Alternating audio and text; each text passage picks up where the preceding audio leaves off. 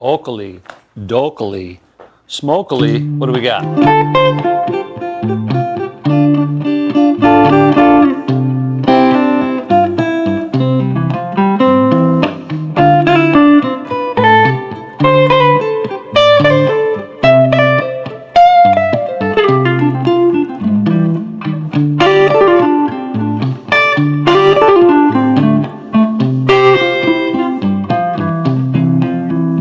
Oh, what are we doing? I never really know, but I got something for you today that I think is going to spice up your practice time. Trust me, it's memorable, it's straightforward, and I was doing a lot of it in this here opening jam. Just canoodling and looping here, as I often enjoy to do, having too much caffeine in the afternoon. I hope you're doing well. It's finally starting to cool off here in Nashville, but what does it matter? You're watching this years after the dystopian afterscape has taken hold, and it's just good to be anywhere. Hi. My name's Tim Fagan. I play guitar. I love to teach it. And today we're talking about suspensions. Yeah, most of what I was trying to aim at in there involved this little recipe that I've been practicing today. I think you'll like it. So let's talk about them. The sus4, the famous sus4. We probably learned in one of our first open chord situations here around the campfire, strumming the D sus4, right? And what it is that you're taking the major third of the chord, just trying to tune as we go here, and you're playing the 4. And the 4 gives us that sort of amen sort of sound. It raises and suspends the tension in the chord, but in a very pleasing way. So that's that amen type of sound. And I highly encourage you to go through each of the triads that you know for the major, in this case, let's take D. Let's look at this right here, the open D. It's got that triangle there, that's that triad. Then you find the third of the chord and you simply play one fret above it if it's a major chord. So we probably know that one, but could we really target it within each of these triads? If you don't know your triad shapes, please check out some of my many other videos about triads. We're not walking through the triads 101 today, although I did do a good boot camp on that. But all you got to do is take the ones that you know and find that muscle memory, the finger positioning, so that you can easily hit that on the fly. And then you'll find these really nice ones. I love these lower ones. And a lot of them will start to ring a bell, like, oh yeah, that's what I do when I do my kind of Hendrix. It'll just be more at the front of your mind so that when you're playing, you'll be able to have them in all the spots you need. They create this melodic movement. So that if you're playing a simple triad, that's great. All of a sudden you add that sus4, it creates this feeling of coming back home. You sort of hinge into the suspension and then you come back. You unsuspend it. You resolve it. I would highly encourage you taking something like a simple chord progression. Let's say if we have like a D, you know, let's say we're in D. That'd be our one chord. In fact, let's build that. We'll do like a sort of a D to an A, then down to a G major, and then back up to D. A, G. Now on that G, we're playing a note that isn't in the scale of D major, but it sounds great. It sounds kind of bluesy. You're going to hear that all the time, where it borrows, like in jam band stuff, all that kind of stuff. So this is a great way to practice your knowledge. Going to the A, and see if you can just take all those lovely triads with the sus4 around the block, because the key to this information is being able to recall it at song speed.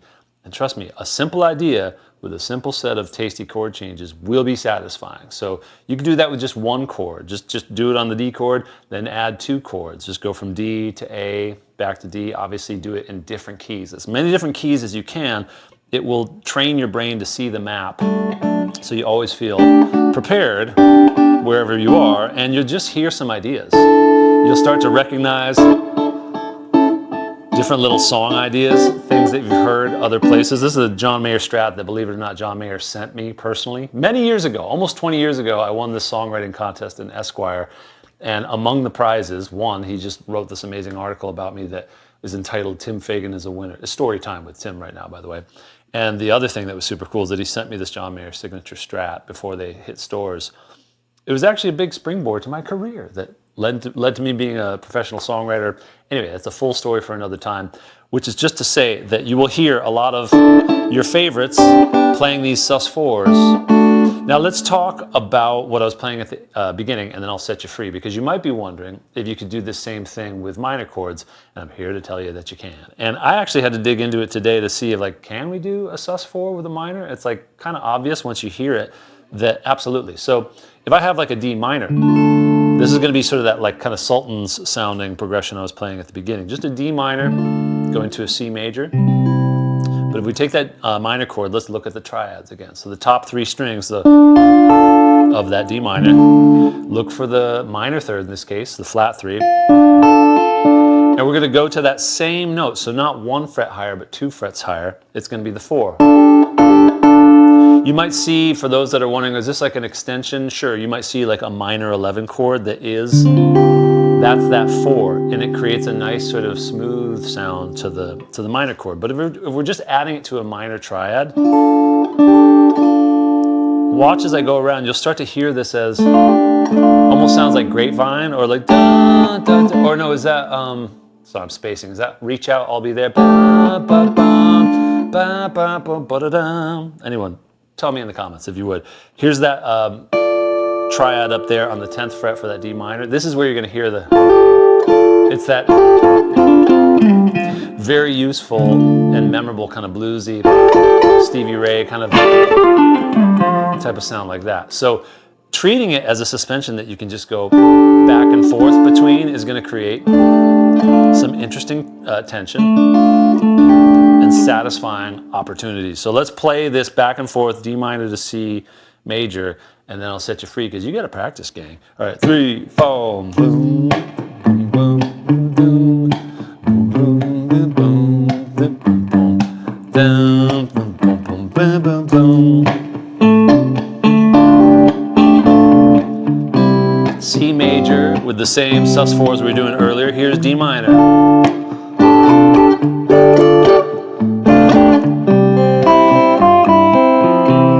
Tasty stuff, right? Also give yourself time to just doodle, then go back to the exercise.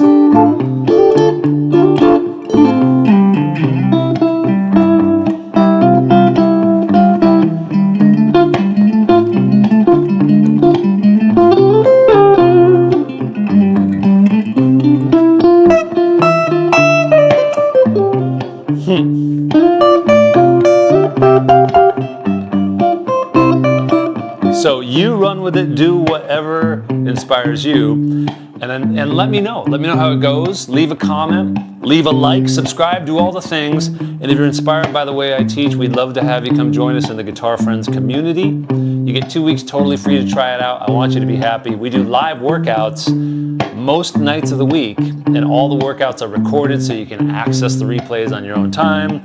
Yeah, I'm trying to get you to come and join us. Normally I have the guitar with the dots, the live tab and all that, but it's in the shop, and I want to play this every now and then, right? You know what I mean? Anyway, enjoy. Suspend your disbelief.